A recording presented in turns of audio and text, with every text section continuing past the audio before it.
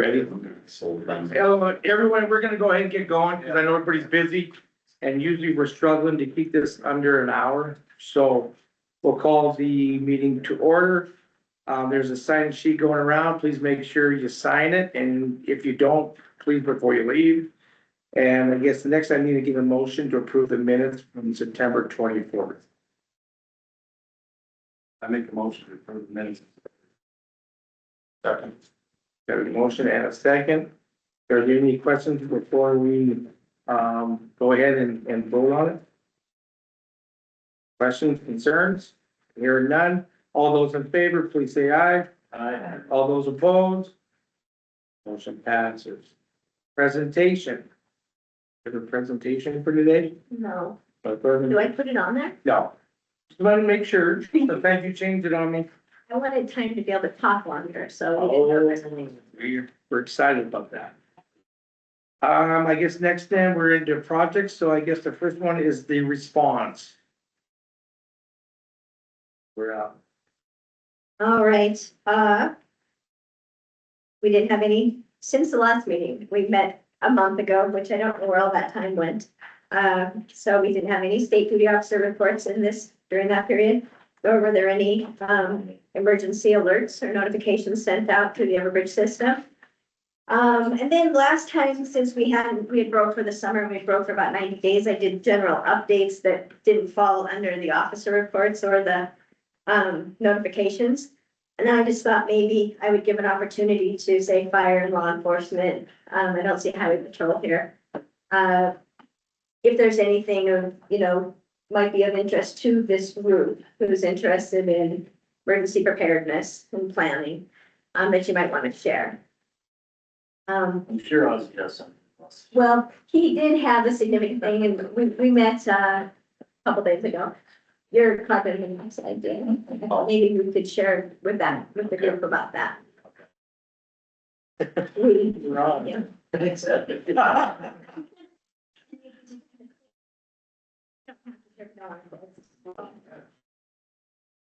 No, we had a pretty,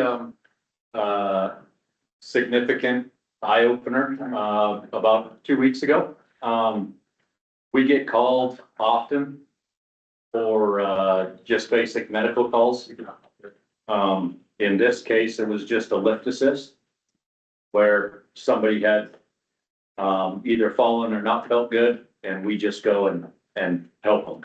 Or, the firemen evaluate their symptoms and then they'll call 911. They'll call A1 ambulance for, help to transport. So in this particular, call, we had 3 firemen, report to the scene, and they walked in just like they would any other, call, and, started evaluating this guy's symptoms. And, with every minute that they were there, the symptoms just kept getting worse to the point where he started losing, function of his legs, basically. So, because it was going so fast, our senior firefighter, just had enough knowledge, to kind of, evaluate the scene and, barked an order to one of our probationary firefighters to run outside to our rig, grab the gas monitor and come in, because he was presenting some symptoms of CO, exposure. So, now on a CO call, if it came in as a CO call, we would be geared up, we would be on oxygen, or we would be monitoring as we would enter the building. But this one didn't come in as a CO call, just came in as a lift assist. So, probationary firefighter ran outside, turned it on. As he was walking in, started getting alarms immediately at the front door. And, by the time he got to the back of the house where the patient was, it was full alarming at an LEL level.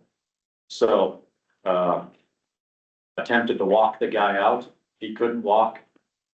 They basically drug him out at the same time calling for A1 ambulance and Northwestern Energy. There was two other people in the house. By the time they went back in to get that other guy, he was also on the floor. They had to drag him out. The lady that ended up going to the house to check on the two guys that actually called it in now was down. They only had our rescue truck. Engine 1 and engine 4 were on the way with our hazmat gear. Our rescue truck does have SCBA's. They made a call to basically take a couple deep breaths outside because they didn't think they had time to completely gear up by the time that she could have been in trouble. So grabbed her. By the time they were out, they were stumbling as well. So all six went to the hospital. Firefighters got cleared to go home, even though they had some CO in their blood. So, it made for a good discussion and a future training topic for us to, always, head on a swivel, know exactly or try to know exactly what you're going into.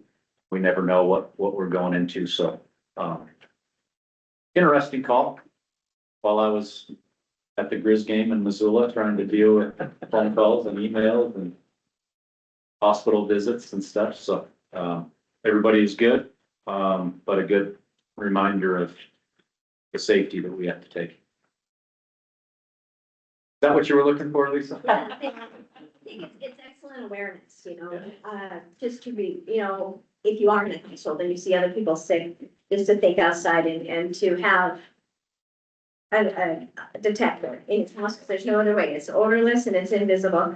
There's no way to know unless seeing symptoms or having that detector going up and, testing and replacing it, I guess, 5 years. I think they say every 10 years for smoke detectors, but thank you, Zach. And did you have anything? I have nothing. He's got plenty. Down to something. Everything that I was gonna say would just fail in comparison. Pale in comparison. Highway Patrol did do that, interdiction, multiple, agency interdiction lately, so if they were here, I was gonna give them a chance to update the group, but that's pretty cool. That happens, they get together and they meet at the EOC and they lock themselves in a room and they have it set up for this real life monitoring event, and, it's just exciting when you see the outcome of that. It did happen to come during October when we are visiting schools and businesses, and lots of daycares and preschools and businesses and schools are visiting the departments for Fire Safety Month. So it did provide us with some extra talking points about not only fire alarm or smoke alarms, but CO alarms as well. So yeah, it was good. Good outcome. Yeah. Scary. Hey. Okay, does anybody have anything to share about hazmat where you work at your facilities or facilities that you know of that perhaps aren't reporting the opportunity? That's the primary role of the LEPC is. Okay, next. Oh, go ahead. The next one is their planning. Our updates and reports. Okay, so it is time. So it feels, it has not been a full year since we approved the last one. I think we approved it in, say, March, around March, when we approved this hazardous mitigation plan, but that's because they're going through this state regional planning process. And not everybody's getting approved at the same time, but they're trying to keep everyone on target for having the plan. This hazard mitigation plan is a 5-year plan, but it needs to be reviewed periodically. So they have annual updates. And so right now they're going to go through the annual updates for each of the regions. And they're going to be holding some workshops. They're going to have like 4 workshops for each region. And Butte's going to be one of the locations to have the workshop to update the Western region's plan.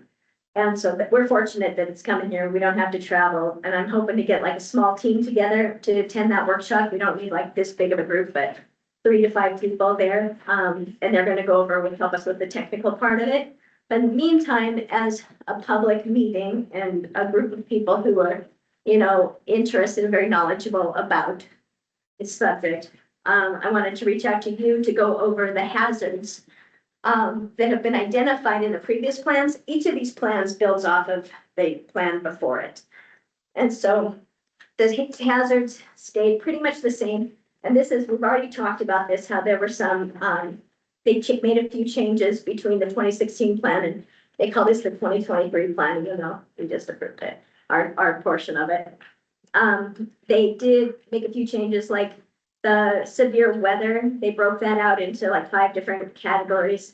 And they had a category for like terrorism, violence, and civil unrest, and they're addressing all of that under human conflict. And then there are some new things added to the Butte-Silver Bow Annex for avalanche, cyber attack, landslide, tornadoes, and windstorms, and volcanic ash. So they're new. That's, and that screen before is what the book says. And then I put it into an Excel spreadsheet and sorted it because they have them kind of mixed up. So I was making it show what Butte-Silver Bow during our last update, which we were probably doing that in 2022, going through all of this. And this is how the rankings came out. And so as I was going through it, I didn't know, if it all made sense to me. And there was a lot of community involvement with Butte-Silver Bow. When they did this plan, they put out, this was kind of during the time of COVID when we all were meeting in public. And so there was a lot of online surveys, online meetings. We did have a lot of participation in Butte-Silver Bow. And this is just how it came out. And like when you look at, say, wildfire, I thought, is that really a medium threat? Why don't you go to the next slide, James? So I did pull out the data from 2016 to see how it ranked then when we were doing in-person public meetings. And both times there's contractors, but this was, the 2016 was Butte-Silver Bow only, contractor led. And it came out with several high categories, including earthquake, wildfire, as you can just see on the list. And then the ones with the asterisks down there, they're new to this year. Let's go one more, James. So when you're evaluating these hazards, what you want to think about is you want to determine the risk. So you go the probability versus the consequence. So, the probability would be how likely is it to happen in our area? Say, a tornado or a windstorm. What's the probability that it would happen? And then what would be the consequence if it did happen?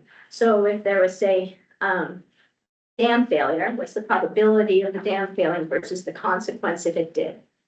And that's how you rank them. And so if your probability is high and your consequence is high, then that is a high risk, and it should be listed as a high risk and maybe not medium. If your probability is, high, but your consequence is very low, I don't know which way you would like to say the volcanic ash. I don't know where our consequences filled in, but we had a lot of cleanup and things.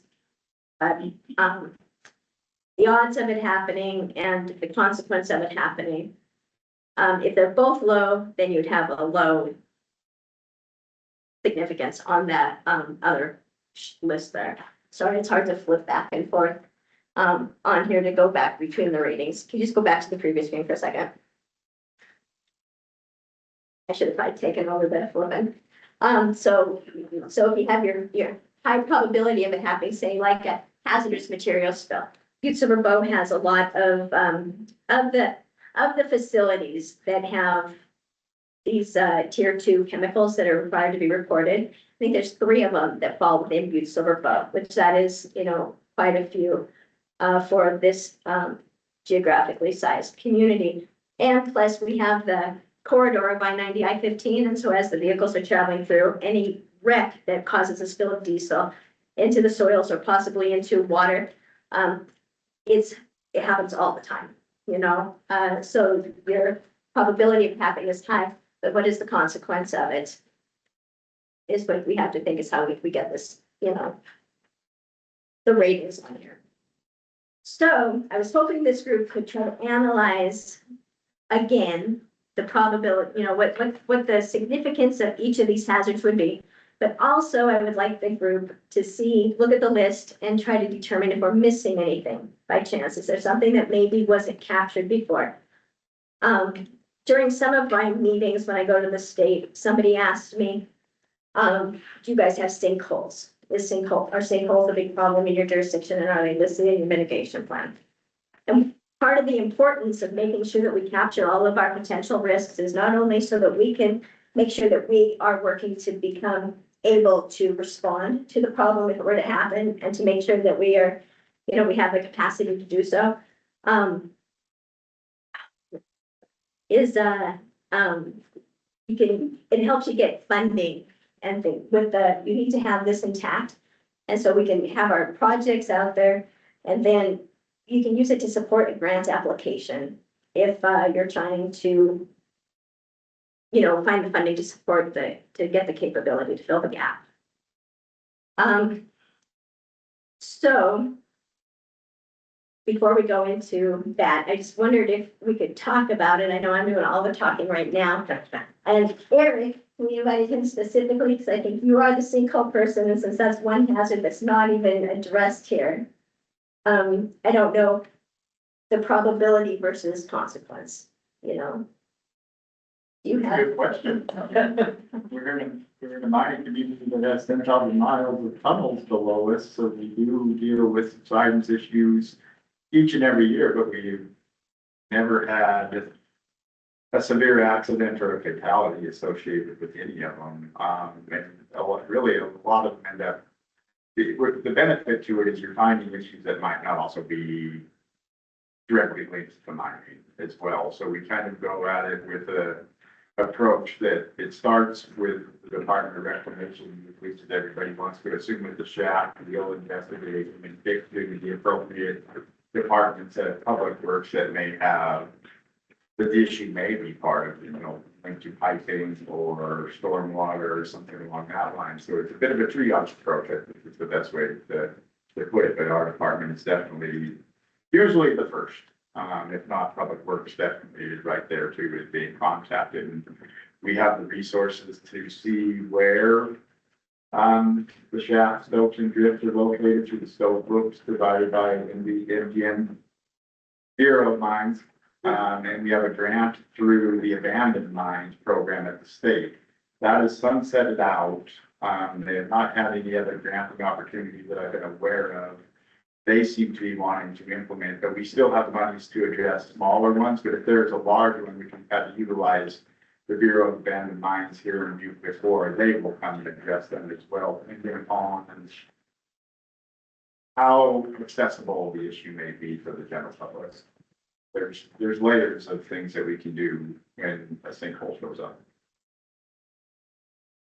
What is, historically, if you know, I don't know if you would know this, about annually how many sinkholes come up that would We be? probably investigate about roughly 15 a year, up and down a few. And so last year, we just did this for our budgets. Everybody's doing their performance budgets. We investigated 14, 2 of them were truly mining related. And then we addressed those 2 and directed to the other departments that may have been able to address the cause. And so 14, 15. So they're pretty common, but the consequence must be low. We don't hear it in the news all the time. So high probability, low consequence. I would agree with that. All right, thank you. Other areas, like for the school district, when it comes to earthquakes, it doesn't look like my sticky made it today. But one of the projects we were trying to put together or explore, do some research into would be to retrofitting buildings to make them, because Butte-Silver Bow has a lot of old buildings. So if an earthquake hit, I don't think we've even had an earthquake based on the last presentation by Mike Stickney. Yeah, gosh, I hate to say that out loud. Butte-Silver Bow hasn't been actually hit, but I still say we have a fairly high probability because we are in an earthquake territory. And the consequence of it would be pretty severe. And I'm kind of getting ahead of myself for the projects, but with the school district have they been like doing retrofitting for windows or, I believe so. I think. they Yeah, have. I know, working with Jeremy, and then even doing like the remodel of East Middle School. I know we did a lot of things there, but there's older buildings, of course. You got Kennedy. Yes, you know, those are the things, you know, I think with windows, yes. The infrastructure, probably no, but. That makes sense. Would that be pretty accurate, Jim, being there? Yeah, they're all over the building. Right, correct. I mean, the newest building's probably regularly. Yes. Right, so, I think all the buildings went through window replacement. correct. Yes. Regularly have significant. Yeah, they have some replacement. But they have the interior windows too, that in an earthquake would be a major problem out there. Yeah, They do their drills, monthly drills. correct. Okay. I maybe should go broadly, but I'm still gonna target some people. Ed, Mr. Sheriff, when it comes to human conflict, you know, and that they kind of, they rolled in a few of them into like, you know, violence, terrorism.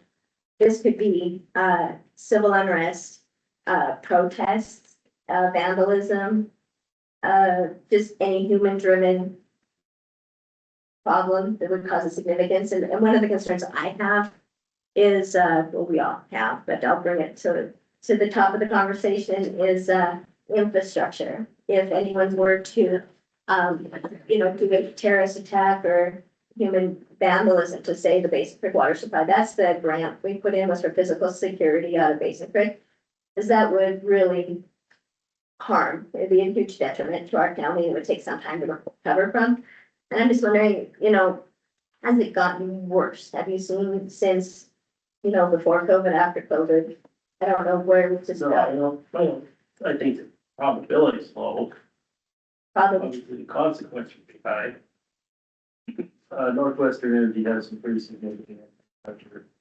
It's a water company, the interstate. Those kind of things, consequences would be high.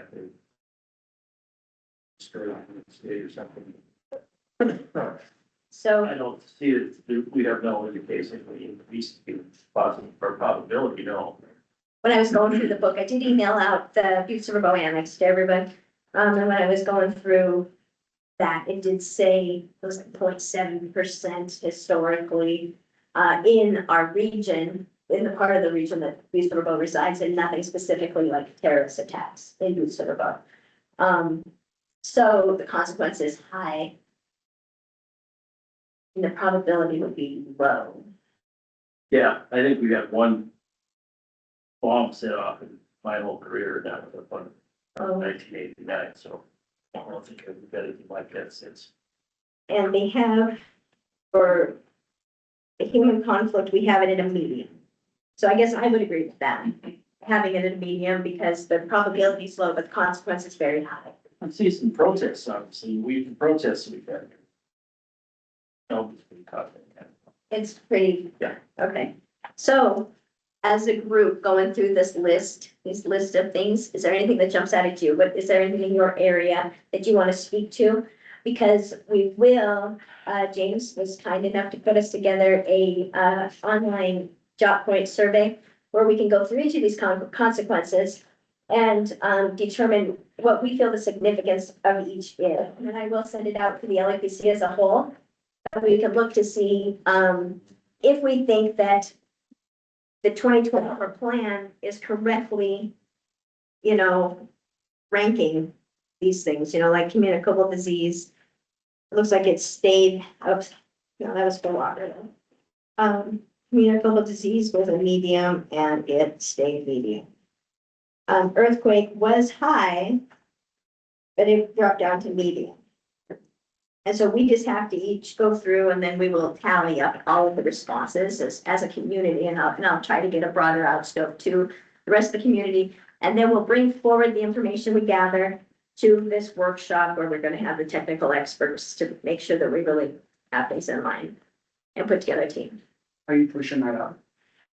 Well, today, there's a QR code or a link. I think there's a link on here. Right, no, I get for us, how we get to that.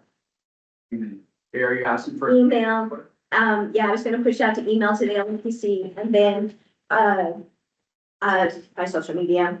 I'm not gonna do a huge one because this is not our main update.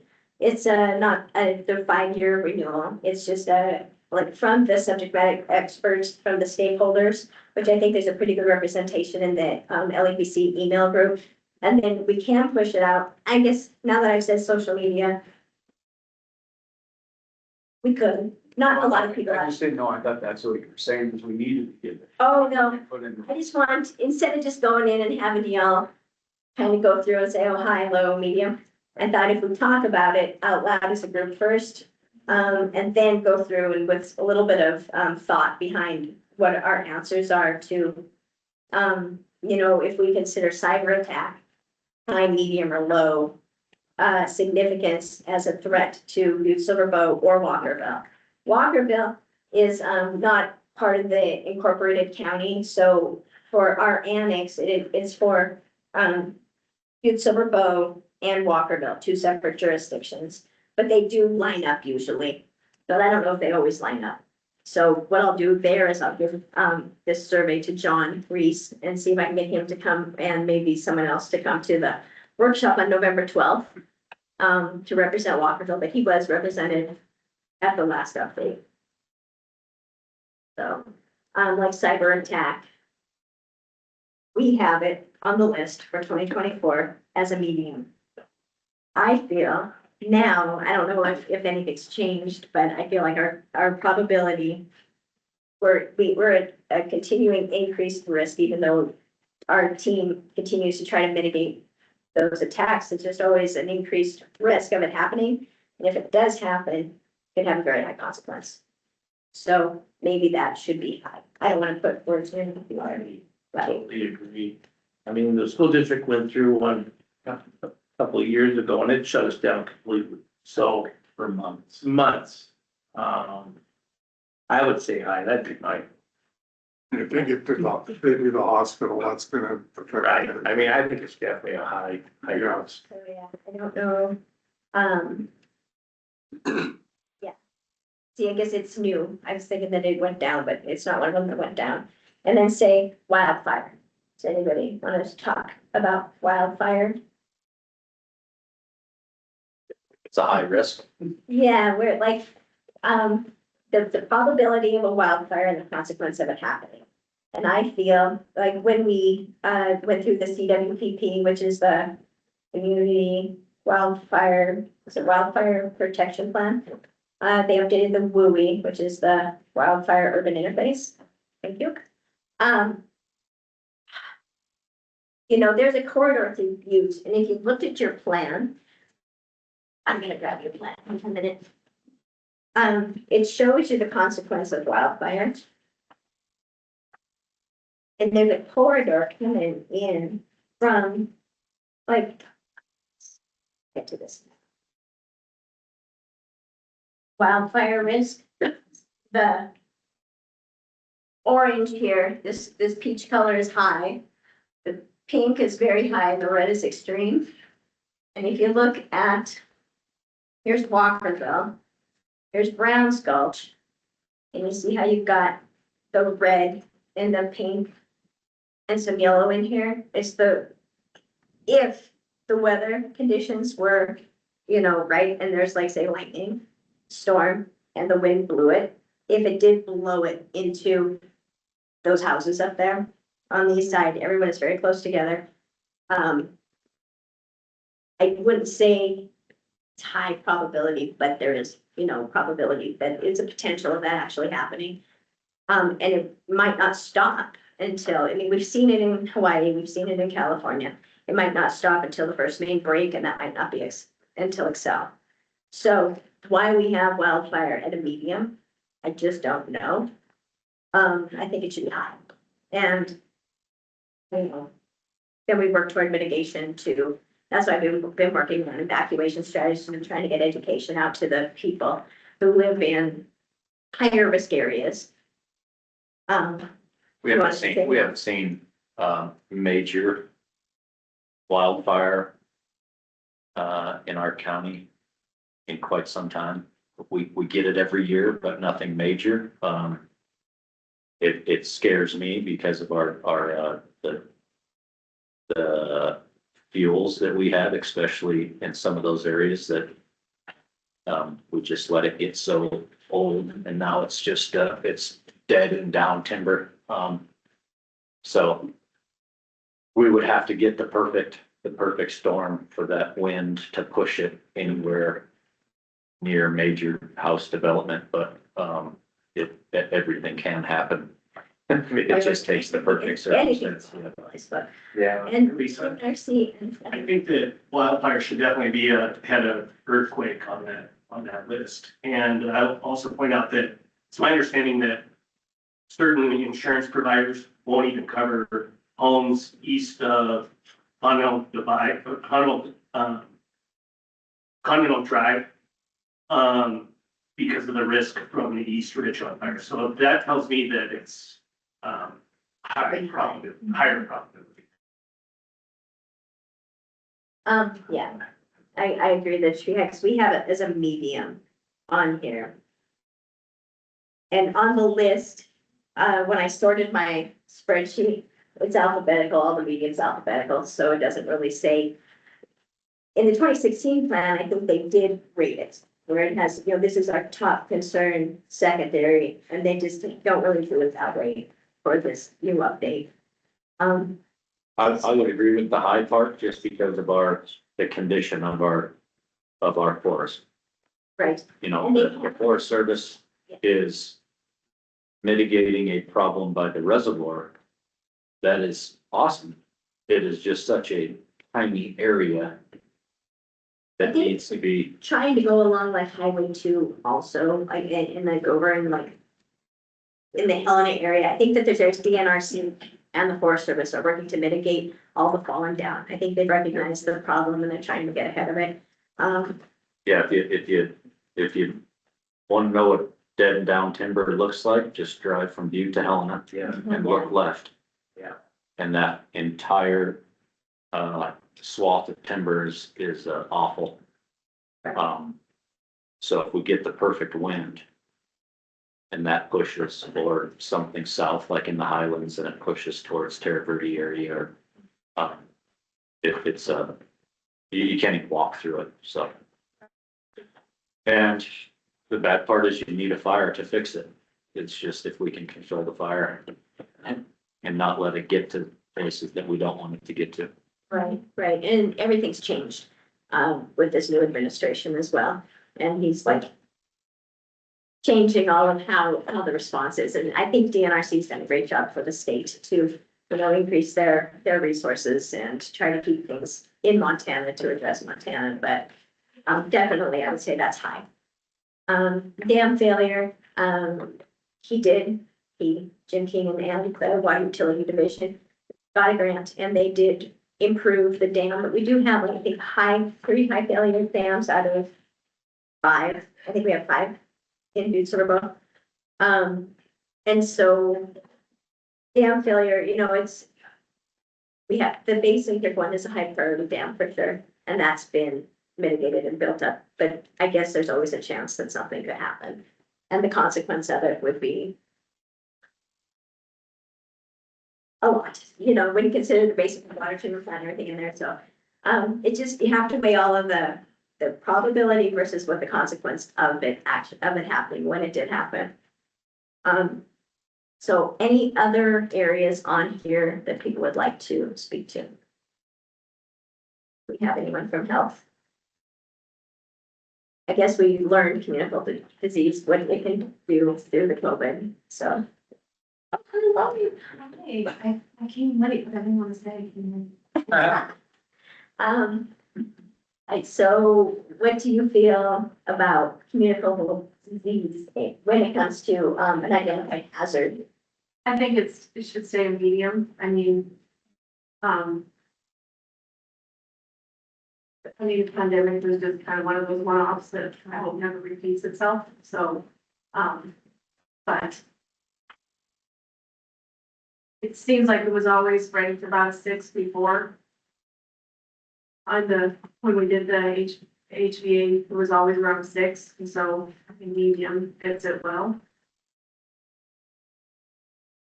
For these low ones down here, the new ones, avalanche, landslide, tornadoes, volcanic ash, very low probabilities, and consequence is not huge in Butte-Silver Bow for, like, say, a landslide. In the areas that I think very rarely, I can't say never happen, but I think it does not happen that often, and like avalanche, low probability and low consequence, because it's usually in very remote areas that it happens. Tornadoes and windstorms, they happen, but we haven't had a lot of reported damage. This is another reason to track damage reports, when we do have a very big storm roll through. Maybe we can get James do a jot form or something where we can have people click and report their damage. And we can try to, recognize the consequence of those things coming through our community. Tornadoes, low probability of them ever coming to Butte-Silver Bow, but I've been told that if, it can happen anywhere. And if it happened, because we're in a valley, it'd probably stay longer. So it'd be pretty high consequence if it did happen, but the probability is very low. I don't know if we have anyone from National Weather Service on. Travis? Hi, yes. Hey. Yes. You want to speak to probability and consequence of severe weather? There's severe winter weather, summer weather, and yeah. Sure. Sure. Yeah. When I was looking at what you already had earlier, as far as how you had it set up moderate, high, and then lower risk, I think it was actually really well done. I mean, we can walk through these again, but I think what you had, it struck me as that fit pretty well, your area. But yeah, however you want to do it, Lisa, we can walk through it more individually if you wanted. No, and just if you had anything that was like standing out here that maybe we should think about before we fill out how we're ranking the significance of the hazards. Any input that, like for severe weather, that could affect public works pretty significantly. Sure. I mean, what stood out to me, the most would be, the severe winter weather and the traffic accidents that could be related to it. And then I was thinking toward our service hydrologist, Leanne Allegretto, and, dam failures. I think you guys diagnosed that one pretty well, as in a low probability or lower probability, but pretty high impact with that. But yeah, I would say that the winter weather would probably stand out the most to me, just as far as obviously high probability, and then the risk level there is kind of low to moderate, but it could go up to a higher level if it was related to hazmat or something like that. All right, well, thank you very much. So we're getting late, and then when we'll go through, we'll click this jot form and go through the survey. If you don't mind, real quick on your phones, I think you can do it. And I think James can pull up a report on what our results are from the people online and the people in the room. And then what we kind of want to think about, which we don't have to come to a consensus today, but if we could think about projects, maybe something that's not representative of, things we've already captured, to try to mitigate these problems and what we should be working toward. That's another good reason to be doing this every 1 year instead of 5 years, so that we're looking at these projects that we should be working on to make sure that they're actually being worked on.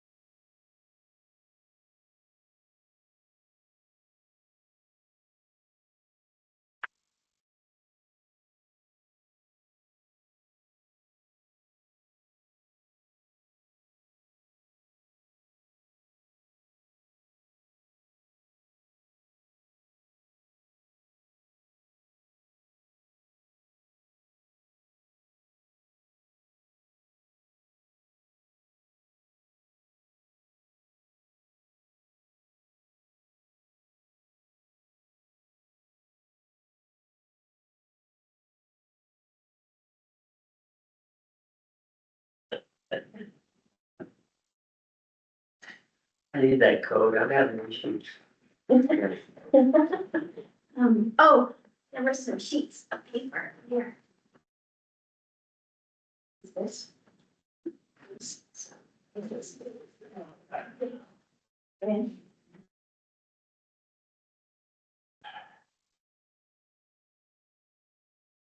using the QR codes, and if it's not working, that's fine.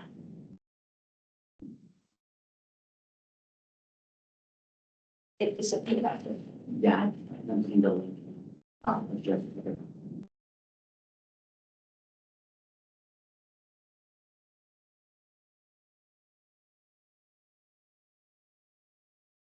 Also, if you're online, the link is in the chat.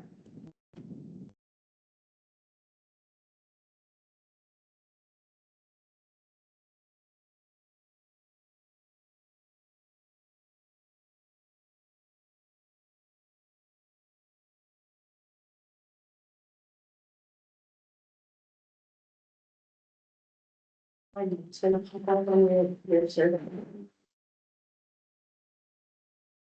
I'm ashamed for clicking the wrong radio guy. What is the significance of it?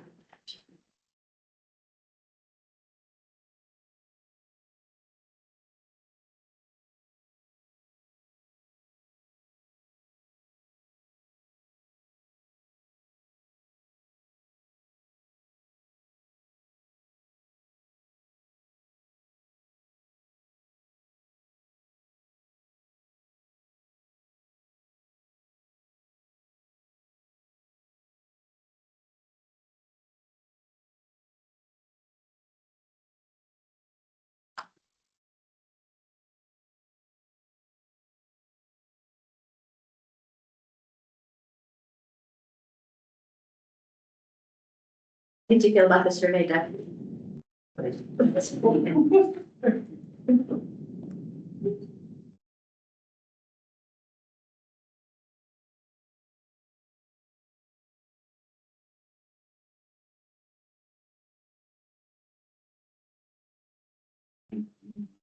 What?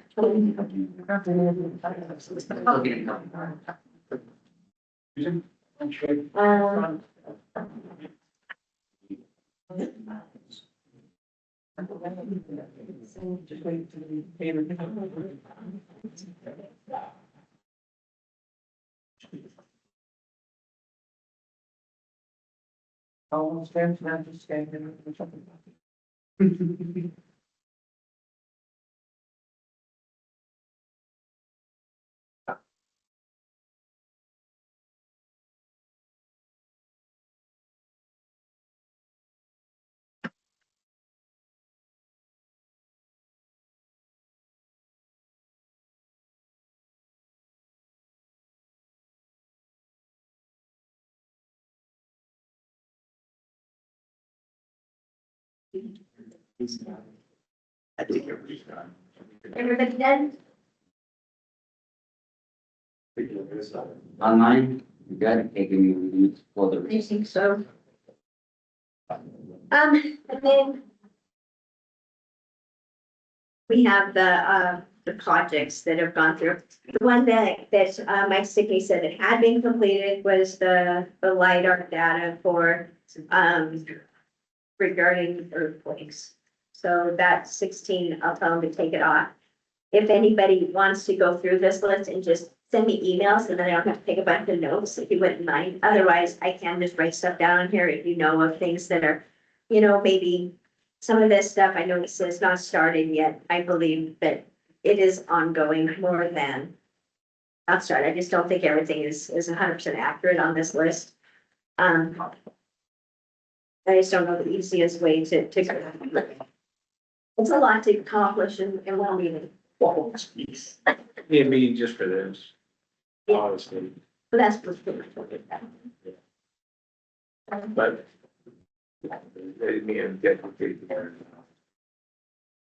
So does everyone think that would you be willing to maybe review it and send me emails, or is there anyone that wants to talk about anything that I pass this out at the beginning of the meeting to have people looking at it for projects related to the hazard mitigation plan? These are in the plan. and things that we can add. Plus, like, I would like to add, physical security to the water treatment plants in the plan. Because it is a high priority of ours, and it is a way to mitigate a potential hazard, one of these identified hazards. And, it'll support grant documents. And so when you think about things that way, and it keeps it on our radar as well, to know what we need to be working toward. And we write it down and we go back and we do it. Lisa, we're ready with the results. Okay. So how do we sort this? I guess I'll have to go through and, what I can do is I'll go through this after the meeting and I'll make it more easily, where we can just look at it at a glance and see what it's telling us. Right now, it's great information. This is very, very helpful. Like this one here is communicable disease. We have, looks like largely medium rate and couple high and some low. So it's probably gonna work out to be medium overall. Plus, I'm gonna send this out to the entire LEPC. And, go that way. If you guys wanted to have like even your departments go through and look at it, but I think that we're getting a good enough, a broad enough view of the community through the LEPC group. How does everyone feel about that? Good? Good. All right. Thanks, James. Look at this and see. And I decided we wouldn't have enough time to go over the Thyra and SPR. And so I will email that out before I submit it, just to make sure that there's no additional input that it should be. Travis? Yes. Hi, Travis, this is Kurt. Do you have any updates on national weather? I guess that the kind of just looking a bit forward in time. We're not really seeing anything, say the next 2 weeks, that would stand out as anything that's high impact for the area. It's definitely an active pattern, but just a few more than likely just kind of moderate impact. I mean, kind of fall-like, early winter-like events, but none of them look terribly, significant on a large scale. Looking into the month of November, the digging that's been going on in the office to find analog years just kind of shows more of a real, active type pattern, as in a few nice days, a few cooler and unsettled days. Something that does stand out in what we've looked at is about Thanksgiving time, which would make sense with climatology, probably our first chances at perhaps some Arctic air masses coming over the divide and, more widespread, higher impact type of winter events would be maybe the first possibility closer to Thanksgiving. And then the Climate Prediction Center within the last week just put out their winter outlook. So just going off of that and kind of looking at the trends, with a weak La Nina winter, we tend to be cooler than normal with more Arctic air intrusions. And then also it tends to be wetter than normal, especially in the mountains. But as far as Butte-Silver Bow, definitely still stands somewhat snowier and wetter than normal. So that's the trends they went with. They trended that direction, cooler and wetter, which makes sense. I'd say if you had some averages or some odds, probably go with about 2/3 of the time that works out with these La Ninas, and the other third, it just kind of does its own thing. So I guess we'll see how that works out. But anyways, yeah, that's what we got from here. All right. Well, thank you very much. It sounds like we'll have more moisture. Hopefully it'll actually go through the, last year, I think we had, or this year, I don't know what season you would call it. We seem to have more, I was told we had more precipitation, but the ground was still dry when it came to them doing their prescribed burns. They were going well because it hadn't been enough moisture, and the hoops were at the same levels by the end of the melt as they were the previous year, even though there was more precipitation. So hopefully it helps our drought situation. Exactly. I think we're all hoping that, yes. All right, well, thank you. And grant updates. Stuff on there. With the, I think I have this under communications also, but Dunn Communication has been here working on the upgrade for the alternate 911 center, and that is a Homeland Security grant project. So that's good. It'll be good to get that done, hopefully. He said November. I gave him a deadline and we set the professional service agreement for end of December. So hopefully we get that wrapped up. Still haven't had the award for the EMPG grant. That's just still what it is. I think that is all. Yeah, training and exercise. So yesterday, Lisa, Zach, Jenny, myself, some people from MR and RC went to the Yellowstone Club for a crisis and leadership training. It's really good. 4 hours there. Any takeaways anyone wants to say besides that? No? And there was 2 firemen there also, 3 from fire, 2 from MR. Right? You had 2 guys with you, didn't you? Oh, you didn't? It was only you? It must have been big guys. You had similar. Thanks, man. All right. There we. Last week, just for internal safety and training, Butte-Silver Bow finally became an authorized provider for OSHA 10 and OSHA 30 general industry classes.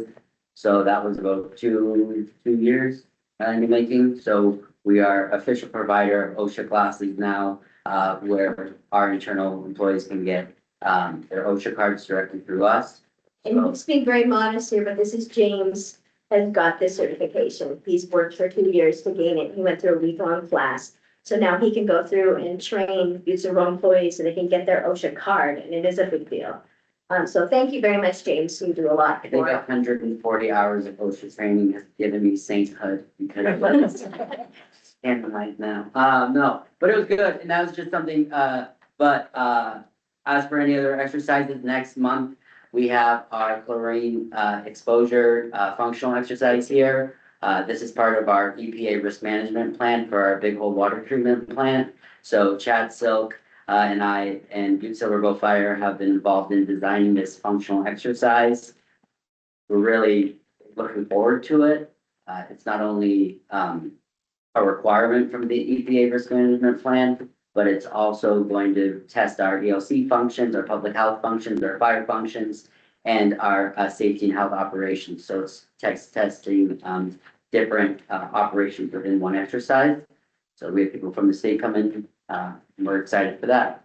Any other training from anyone else? That's it. On communication then.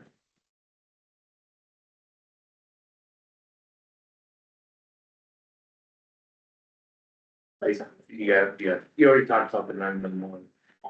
Oh, and then health updates. Do you want to, I have Jennifer's text, or you can do it also if you have any updates from public health. For public health, respiratory season's officially started, October 1st. So if you haven't gotten a flu shot, it's a good time to do so now. There have been no confirmed cases of influenza A or B in the community, but still it's a good time to get it. There are no active cases of measles in the state of Montana right now, but doesn't mean that one isn't going to pop up sooner or later. So we're still fine tuning all of our internal processes for measles response. Jenny's been reaching out to some of our external partners and just seeing like, what would you do if this came across your desk on a normal day? And so just trying to see what that would look like. Jennifer's text, I know she had a lot of acronyms in here, but I can read it to you.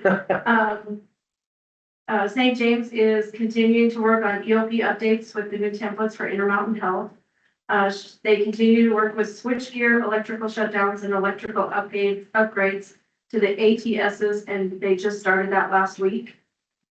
And if Gary is here from the coalition, they have a meeting on October 29th.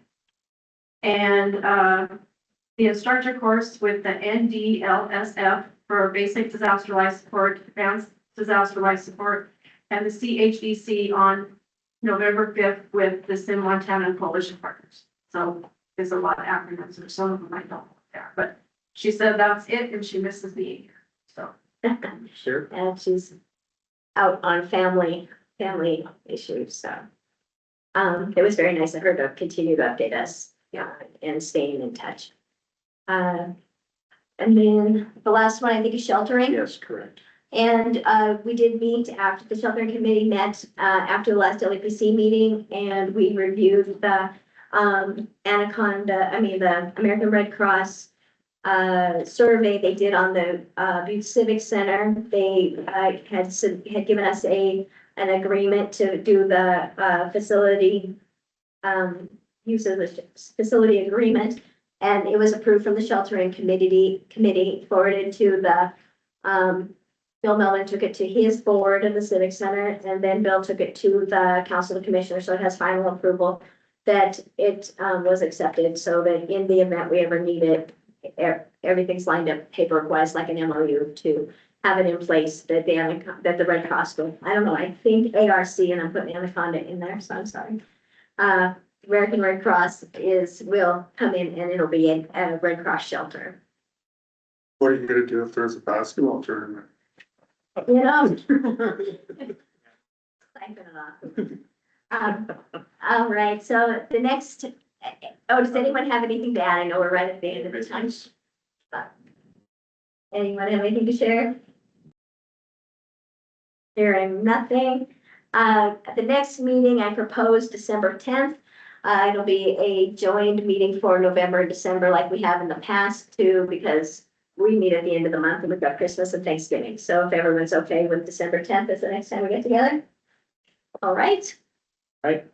Taking a motion to adjourn. I don't think I'm allowed to motion. Second. All right.